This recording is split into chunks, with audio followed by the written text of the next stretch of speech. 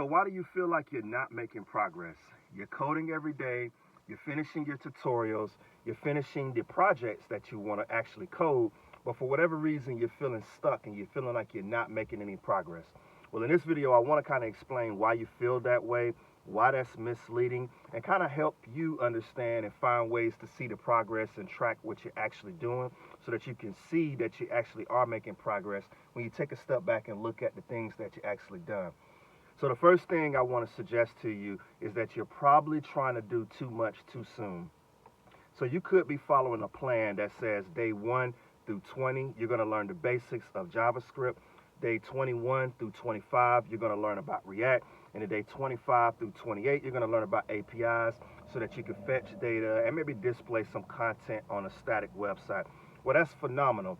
And at the end of it, even if you finish it, you're taking a step back and you're saying, hey, I don't know if I really retained or really learned the information that I actually just completed or absorbed, but that's okay.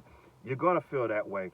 And that's a good thing that you feel that way because you're uncomfortable and you're in a position where you're stretching yourself to really learn and get your arms wrapped around something that you may not be familiar with. So don't think of it so much as, hey, I don't understand this. And you may not have a fully understanding of everything that you actually learn or that you've actually experienced, but you've been exposed to it. So now you have some form of understanding of what it is, how it works. And as you prepare to do the next project, you'll become more efficient and these things will become more second nature to you. And then you'll start to see that, hey, I actually am making progress. It's just not at the rate that I think I am. And just because I've learned so much in a short period of time, or I've been exposed to so much in a short period of time, it doesn't mean that you're not learning. It just means that, hey, it's taking your mind quite a bit of time to actually adjust to everything that you've been exposed to, and you're still trying to digest that information. Think of it like this. It's almost like going to the gym. If you're brand new to the gym and you're starting to lift weights and you're starting to do some running, some form of cardio, yes, you're going to begin to see some natural new or beginner gains, as they call it in the fitness world. That's because you're doing something that you're just not used to. But eventually over time, that progress is going to start to slow down. And what's going to keep you going is your discipline and consistency. But it's the same thing in the coding space. And it really in anything in life that you're learning that's brand new. Yes, you're going to have some immediate wins, and it's going to feel overwhelming because you're being exposed to this big gym, this big new world with so many machines and so many different ways to accomplish the exact same thing. But if you take your time and you really kind of zone in on what you're trying to do, you're going to realize that, hey, progress does take time. Yes, there's some initial gains in the beginning, but if I stick with this, I'm going to continue to get better over time. And that's really where growth really takes place. The next thing I would suggest to you is to track your progress. So if you don't have a journal or a YouTube channel or something that you're doing to kind of document your journey, I would suggest to go ahead and implement that now. Not only is it going to be good for you to reflect back on later, but it also is a good measuring stick for you to see, hey, how far along have I come along the way? And while you're actually speaking back to the content that you're learning, this is another way for you to reinforce the learning that you've actually just digested in your journey that you're, for whatever that is that you're looking to learn, whether it's coding or anything with academics. Take some time to actually track that information either through a journal, a YouTube channel, or maybe even just something personal that you're not exposing yourself to the world.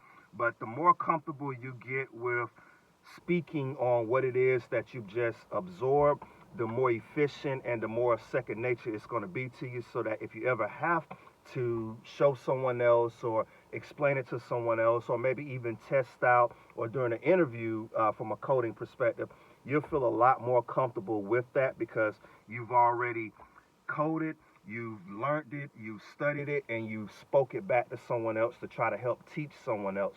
That's going to help you become more efficient with it. So for me to kind of give a little personal testimony, if you look back on my channel, when I originally started learning Java, I would live stream the Java homework that I actually had, and Python as well too. I didn't really talk in those tutorials because I was a little camera shy, if you will, and I wasn't real comfortable speaking back to what it is that I was learning. But what I did was the concepts that I had to learn in class, instead of just doing my homework, I would do my homework, and then I would jump on YouTube or wherever it is that I wanted to kind of document my journey. I would actually screen record that, me doing a separate project outside of what was required for class, so that I could become more comfortable with what I was doing, and I'm getting more practice and more muscle memory to kind of help me with my journey along the way. The final thing that I want to suggest to you is to don't compare yourself to others. So, like, yes, there's going to be other people that are significantly faster at learning different things. So, like, I have a best friend of mine. He's a very hands-on guy, and this is someone that works in the financial world as an accountant, but the guy can work on cars, he can fix houses, and he recently started a business.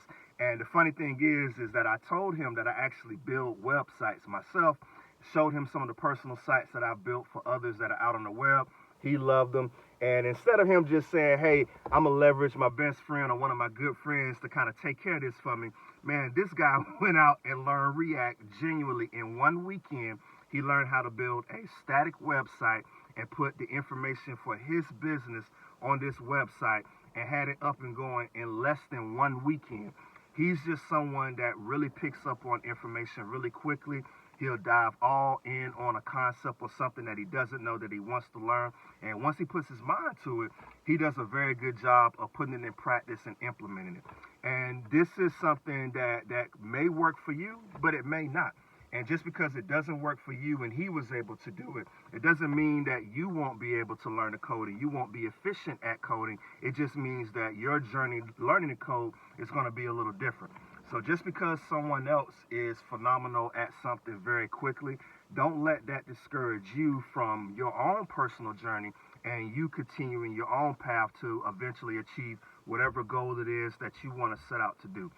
So I would just suggest to you that, hey, use others as inspiration, maybe even pick up on tidbits on some of the tactics that they did to kind of bridge some of the learning gaps and concepts that you may be struggling with. How did you pick up on it? How did you find it relatable? But the last thing you want to do is compare your learning journey to someone else as to why they may be picking up on a concept or coding faster than you, because not everyone learns the exact same way. Some additional things that I would suggest to kind of help with your learning journey. Look, don't worry about building big projects starting out to begin with. Start small. One of the biggest things that really helped me in my journey was coding exercises. As boring as they are and as time consuming as they are, and no one really sees this kind of dirty work, I'm going to tell you, being able to reverse a string, being able to capitalize data, being able to find different things in an API, all of these things, this type of practice really enhanced my skills as it relates to coding and being able to dissect the problem and find a solution. So spend some time once you've learned the basics doing Code Wars problems. Codewars.com. That's a website that I love to use. I've done quite a bit with Java, Python, JavaScript, all within it. And the real skill that you're learning as you're doing those is the ability to problem solve. Any problem or anything that you run into when you're coding on the web, you're going to run into a problem because technology evolves. How people consume websites evolves on a tablet, a phone, different browsers. Things like that are continuing to evolve and change over time. So you're going to always have to make sure that your coding and that your content is relatable to the actual user. So being able to problem solve is something that you're going to really want to do. And as you're doing your code wars, while you're feeling, hey, I'm getting stuck or I'm not making progress, you can look back on the amount of problems that you've solved, the amount of points you've accumulated, and you'll start to see that, hey, you know what, I'm actually doing better than I realized.